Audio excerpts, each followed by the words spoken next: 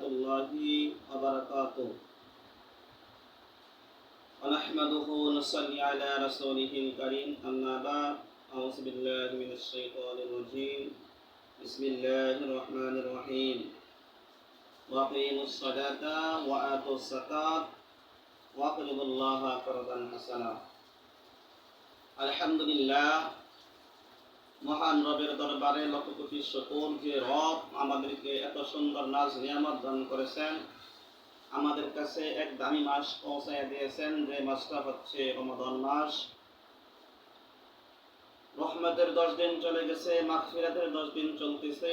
আল্লাহ রাব্বুল আলামিন যেন আমাদেরকে নাজাতের 10 দিন ঈদুল ফিতরের নামাজ আদায় করার তৌফিক দান করেন, আমিন।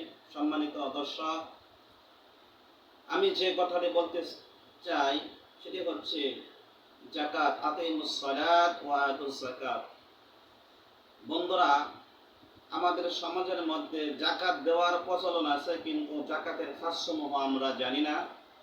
আল্লাহ রাব্বুল আলামিন 8টি খাত আমাদের জন্য নির্ধারণ করে দিয়েছেন, কিন্তু আমরা খাতকে না জেনে না বুঝে যেথায় সেথায় যাকাত দিচ্ছি।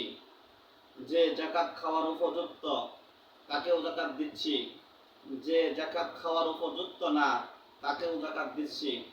এদিকে আমাদের খেয়াল রাখতে হবে। আল্লাহ তাআলা যে 8টি খাতের কথা উল্লেখ করেছেন, সেই খাত অনুযায়ী যেন আমরা যাকাত দিতে পারি। আল্লাহ তাআলা আমাদের সকল ভাইকে সেই খাত অনুযায়ী যাকাত দেওয়ার তৌফিক দান করেন। সম্মানিত হাজিরিন, আল্লাহ তাআলা বলেন লিল ফুকারাই। যাকাতের 8টি খাতের মধ্যে লিল ফুকারাই মানে যিনি ফকির, ফকিরকে যাকাত দেওয়া যাবে 1 নম্বর খাত। 2 নম্বর হচ্ছে ওয়াল মাসাকিন, যিনি হচ্ছেন মিসকিন, মিসকিনকে যাকাত দেওয়া যাবে। এরপর আল্লাহ তাআলা বলেন ওয়াল আমিলিনা আলাইহা, যিনি যাকাতের মাল বন্টন করেন, যাকাতের মালকে সংগ্রহ করেন, তাকেও যাকাত দেওয়া যেতে পারে। এরপর আল্লাহ তাআলা বলেন ওয়াল মুআল্লাফাতি কুলুবুহুম, যারা বিধর্মী থেকে ইসলাম ধর্ম গ্রহণ করবে, আল্লাহ তাআলা বলেন তাদেরকেও যাকাতের খাত থেকে যাকাত দেওয়া যাবে। এরপর আল্লাহ তাআলা বলেন অফির রিকাব, যারা দাসী, যারা অন্যের বাড়িতে দাসী হয়ে বিক্রি হয়ে আছে, তাদেরকে মুক্ত করার জন্য যাকাত থেকে অর্থ দেওয়া যাবে।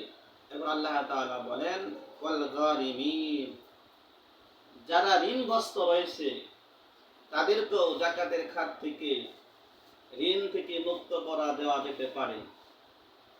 এরপর আল্লাহ তাআলা বলেন ফি সাবিলিল্লাহ, যারা আল্লাহর পথে জিহাদ করতে করতে শাহাদাত বরণ করেছেন, যারা আল্লাহর পথে জিহাদ করে তাদেরকেও যাকাতের মাল থেকে যাকাত দাও।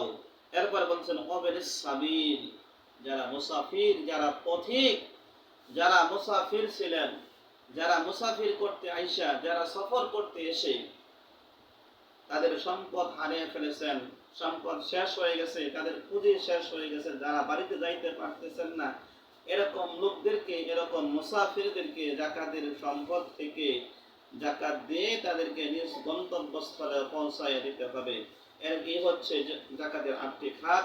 প্রিয় বন্ধুরা, আমরা যেন এই যাকাতের খাতগুলো বুঝে সঠিক নিয়মে যাকাত দিতে পারি।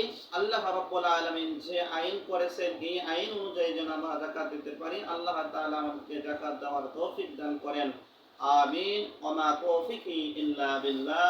আসসালামু আলাইকুম ওয়া রাহমাতুল্লাহ।